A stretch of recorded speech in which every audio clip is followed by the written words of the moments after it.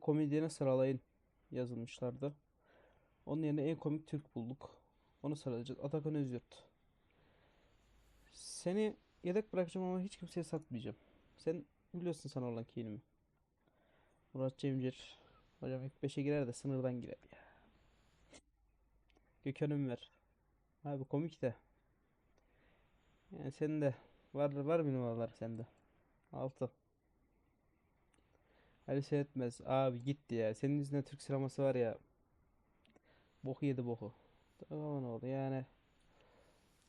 Bana hitap etmiyor ya. Ya da ilk dörde güzel bir isimler bekliyorum ya. Seda Bakan 8. Abi hocam. Kadını Murat Cemcir'in önüne koyduk ya. O bu abi komik. İlk 3. Ya abi Allah kahretmesin. Bu nasıl liste oldu ya. Neyse bu hükümet adında iyiydi bu herif. Allah kahretsin ben kaydetmiyorum abi.